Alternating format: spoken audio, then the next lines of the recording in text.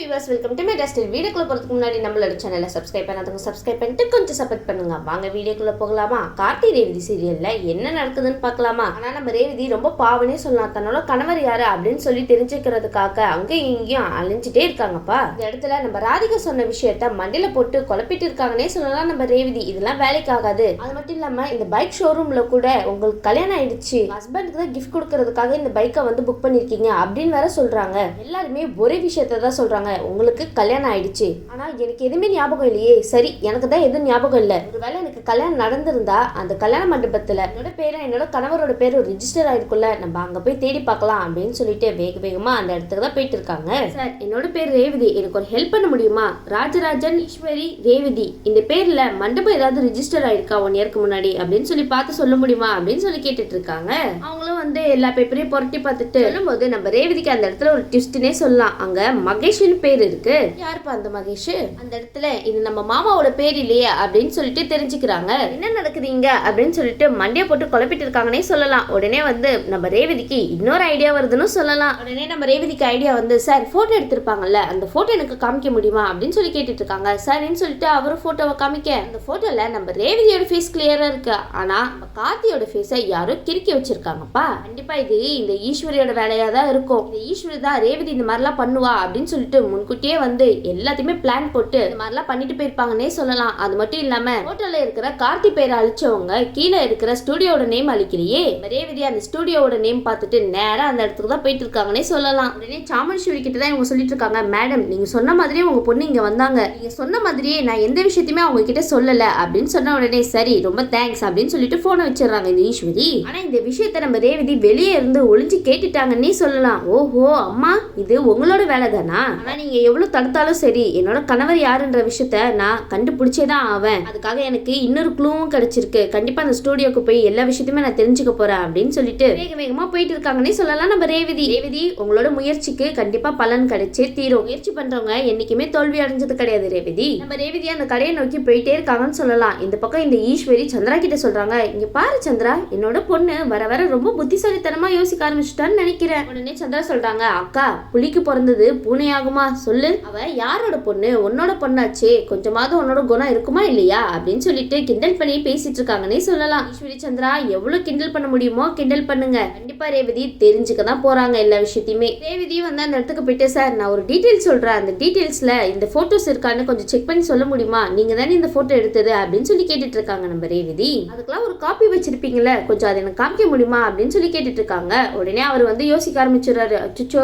இவங்க வந்து இங்க கேட்டுட்டு இருக்காங்களே என்ன பண்றது அப்படின்னு சொல்லிட்டு. ஆனா நம்ம ஈஸ்வரி இவங்களையும் பேசி விலைக்கு வாங்கிட்டாங்கன்னே சொல்லலாம். உடனே நம்ம ரேவதி வந்து மாசா அந்த இடத்துல ஒரு கேள்வி கேட்கறாங்க, என்ன சார் யாராவது ஏதாவது சொல்லி உங்களை இந்த போட்டோஸ் எல்லாம் யார்கிட்டயும் காமிக்க கூடாதுன்னு சொல்லி மிரட்டி வச்சிருக்காங்களா என்ன அப்படின்னு சொன்ன உடனே, அப்படிலாம் இல்ல மேடம். அப்படிலாம் இல்லைன்னா புரியலையே, அப்போ காமிங்க அப்படின்னு சொல்லி கேட்டுட்டு இருக்காங்க. அவரும் ஒன்னும் புரியாம நின்றுட்டு இருக்காருன்னே சொல்லலாம். சரின்னு சொல்லிட்டு அவங்க போட்டோ எடுத்து காமிக்கிறாங்க. அந்த போட்டோல பார்த்தா அதே மாதிரி தான் ரேவதியோட ஃபேஸ் கிளியரா இருக்கு, நம்ம கார்த்தியோட ஃபேஸ அழிச்சு வச்சிருக்காங்க.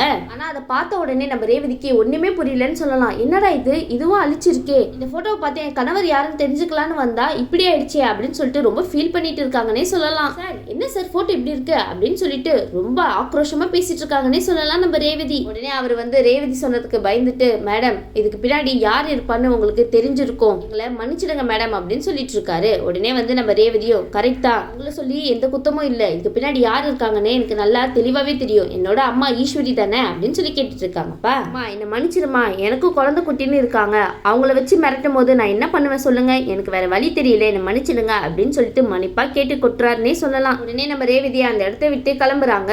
சே என்னடா நம்ம போற இடம் என்ன இந்த மாதிரி ஆயிட்டு இருக்கே, என்னோட கணவர் யாரு அப்படின்னு சொல்லி கேட்டு தெரிஞ்சுக்கலான்னு பார்த்தா ஒரு இடத்துல ஒரு பிரச்சனை வருது. அதுக்கப்புறம் இந்த விஷயத்த எப்படி நான் பார்த்தோ இல்ல கேட்டு தெரிஞ்சுப்பேன், எனக்கு ஒண்ணுமே புரியலையே அப்படின்னு சொல்லிட்டு நம்ம ரேவதிக்கு கொஞ்ச நேரத்துல தலை சுத்திச்சுன்னே சொல்லலாம். சரின்னு சொல்லிட்டு நம்ம ரேவதியும் புரியாம ஒரு இடத்துல நின்றுட்டு இருக்க. அந்த நேரம் பார்த்து நம்ம கார்த்தி கார்ல வந்துட்டு இருக்காரு. அதுக்கு முன்னாடி நம்ம கார்த்தியா ஒருத்தவங்க வந்து பாக்குறாங்க. ஐயா உங்களை பாக்கலாம் தான் இவ்வளவு தூரம் நாங்க வந்திருக்கோம், எங்க கோயில்ல கொஞ்சம் வேலை எல்லாம் இருக்கு, அதை எல்லாமே வந்து நீங்க வந்து பண்ணி கொடுத்தா ரொம்ப நல்லா இருக்கும்னு ஆசைப்படுறோம் அப்படின்னு சொல்லிட்டு இருக்க. உடனே கார்த்தி சொல்றாங்க, இங்க பாருங்க நான் உங்ககிட்ட ஏற்கனவே சொல்லியிருக்கல, உங்களுக்கு என்ன தேவைப்பட்டாலும் என்கிட்ட வந்து கேளுங்கன்னு. அதனாலதான் நம்ம கார்த்தி இந்த இடத்துல அவங்களுக்கு தேவையான எல்லா விஷயத்தையுமே செஞ்சு கொடுக்கலான்னு போயிட்டு இருக்காங்க. நம்ம கார்த்தி கிட்ட கொஞ்சம் பொருள்லாம் கேட்டிருக்காங்க, அதனாலதான் மார்க்கெட் வழியா போயிட்டு இருக்காரு. அந்த இடத்துலதான் நம்ம கார்த்தி ரேவதி நின்றுட்டு இருக்கிற வர்றத பாக்குறாரு. உடனே வந்து யோசிக்கிறாரு, ரேவதி மாதிரி இருக்கு, ரேவதி எதுக்கு இங்க இருக்கா அப்படின்னு சொல்லிட்டு ரேவதி கிட்ட போய் கேக்குறாங்க. ரேவதி நீ ஃப்ரீயா இருக்கியா, இங்க என்ன பண்ணிட்டு இருக்க? சரி ரேவதி, நான் முக்கியமான விஷயமா வெளியே தான் போறேன், வரியா அப்படின்னு சொல்லி கேட்டு இருக்கும்போது உடனே நம்ம ரேவதி வேணான்னு சொல்லுவாங்களா.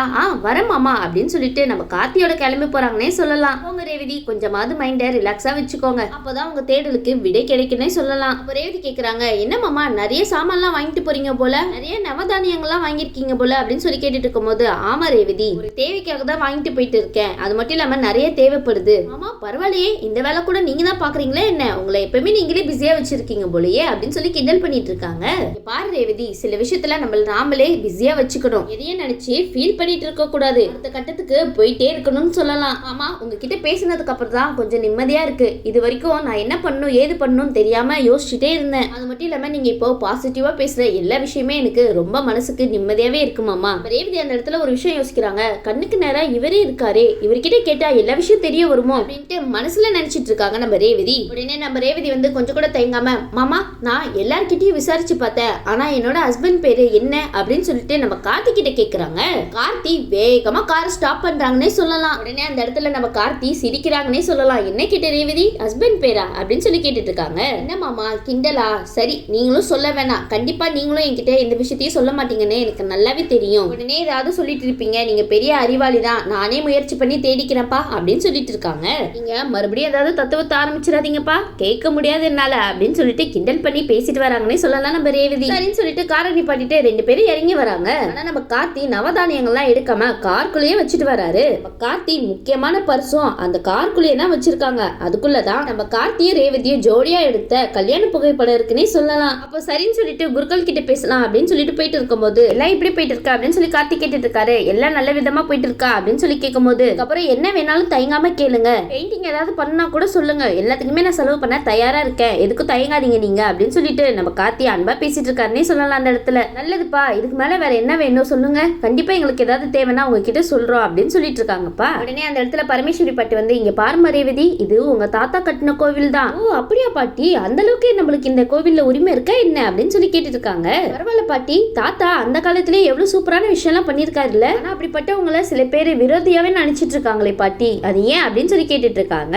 பாரு ரேவதி, சில பேருக்கு சில விஷயம் பிடிக்காது, அது நல்லதா இருந்தா கூட சில பேரு அதை ஏத்துக்க மாட்டாங்க, அதுல இருந்து அவங்களால வெளியவும் வர முடியாது, நான் நினைக்கிறதா இந்த இடத்துல நடந்தே தீரணும் அப்படின்னு சொல்லிட்டு இருப்பாங்க. சரி அவங்கள பத்திலாம் நம்ம எதுக்கு இந்த இடத்துல பேசிட்டு இருக்கணும் சொல்லு. இந்த பக்கம் நம்ம கார்த்தி கிட்ட நவதானியங்கள்லாம் கேட்டு இருந்தேனே கொண்டு வந்துட்டீங்களா அப்படின்னு சொல்லி கேட்டுட்டு இருக்காங்க. உடனே நம்ம கார்த்தி வந்து, ரேவதி இங்க வா, நான் இவங்க கிட்ட பேசிட்டு இருக்கேன், நீ அந்த கார்ல இருக்கிற நவதானியங்களை எடுத்துட்டு வரியா அப்படின்னு சொல்லிட்டு நம்ம ரேவதியை அனுப்புறாங்கப்பா. உடனே நம்ம ரேவதியும், சரி மாமா இதை கூட பண்ண மாட்டேனா அப்படின்னு சொல்லிட்டு நவதானியத்தை எடுக்கிறதுக்காக தான் கார் கிட்ட போயிட்டு இருக்காங்க. சரின்னு சொல்லிட்டு கார் கதவை ஸ்லோ மோஷன்ல ஓபன் பண்றாங்க. அப்போ நவதானியங்கள்ல எடுக்கும் போது அவரோட பர்சும் கீழே விழுந்துருதுப்பா. உடனே நவதானியங்கள்ல வந்து கூட வந்தவர்கிட்ட கொடுத்துட்டு, ஐயோ மாமா பர்சு கீழே விழுந்துச்சு, சரி எடுத்து வச்சிடலாம் அப்படின்னு சொல்லிட்டு எடுக்க போறாங்க. அப்பதான் நம்ம ரேவதிக்கு காத்து இருந்துச்சு பெரிய அதிர்ச்சினே சொல்லலாம். நம்ம ரேவதியும் கீழே விழுந்த எல்லா பொருளையும் அந்த பர்சுக்குள்ள மறுபடியும் வச்சிட்டு இருக்காங்க. கார்டா இருக்கட்டும், பணம், போட்டோ எல்லாமே கீழே கொட்டி இருக்கு. உடனே பணத்தை எடுத்து அந்த பர்ஸ்லயும் வச்சிருக்காங்க நம்ம ரேவதி. அது மட்டும் இல்லாம அந்த கார்டையும் எடுத்து பர்ஸ்குள்ள வைக்கிறாங்க. கீழே ஒரு போட்டோவும் திரும்பி கிடக்கு.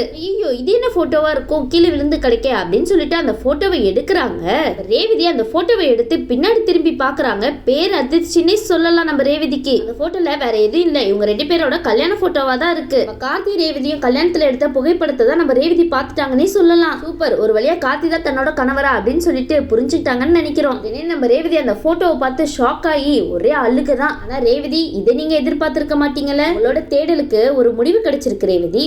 அந்த இடத்துல எதுவுமே பேசாம மௌனமா நிக்கிறாங்கன்னே சொல்லலாம் நம்ம ரேவதி. காலையில இருந்து இங்கேயும் அங்கேயும் தேடி தேடி அலைஞ்சோமே, ஆனா கடைசியில பார்த்தா மாமா தான் என்னோட கணவரா அப்படின்னு சொல்லிட்டு ஷாக் ஆகுறாங்கன்னே சொல்லலாம் நம்ம ரேவதி. சரின்னு சொல்லிட்டு நம்ம ரேவதி அந்த போட்டோவை பத்திரமா எடுத்து வச்சுக்கிட்டாங்கன்னே சொல்லலாம். உடனே நம்ம கார்த்தி வந்து, ரேவதி என்ன இன்னும் காணா அப்படின்னு சொல்லிட்டு ரேவதியை தான் பார்க்க போயிட்டு இருக்காங்க. உடனே ரேவதி கிட்ட கேக்குறாங்க, ரேவதி இன்னும் நீங்க என்ன பண்ணிட்டு இருக்காவா, போகலாம் அப்படின்னு சொல்லிட்டு கையை பிடிச்சு கூட்டிட்டு போயிட்டு இருக்காங்கன்னே சொல்லலாம். இந்த இடத்துல நம்ம ரேவதிக்கு மனசு எவ்வளவு வேதனைப்படும்னு நம்மளால புரிஞ்சுக்க முடியுதுன்னே சொல்லலாம். நம்மளோட கணவர் கார்த்தி தான் அப்படின்னு சொல்லி தெரிஞ்சுக்கிட்டாங்க. இன்னும் என்ன தயக்கம் ரேவதி, கேட்ட வேண்டியதானே கார்த்தி கிட்டேயே. என்ன ரேவதி நீங்க இந்த மாதிரி தயங்கி தான் இந்த அளவுக்கு ஆயிடுச்சு. சரிங்க, இதுக்கப்புறம் நம்ம ரேவதி கார்த்தி கிட்ட நீங்களே என்னோட கணவரா மாமா அப்படின்னு சொல்லிட்டு கேக்குறாங்களா இல்லையான்னு வெயிட் பண்ணி பார்க்கலாம். இந்த வீடியோ உங்களுக்கு பிடிச்சிருந்துச்சுன்னா மறக்காம மெட்ரஸ் லைக் பண்ணுங்க, ஷேர் பண்ணுங்க, சப்ஸ்கிரைப் பண்ணிடுங்க. தேங்க்யூ.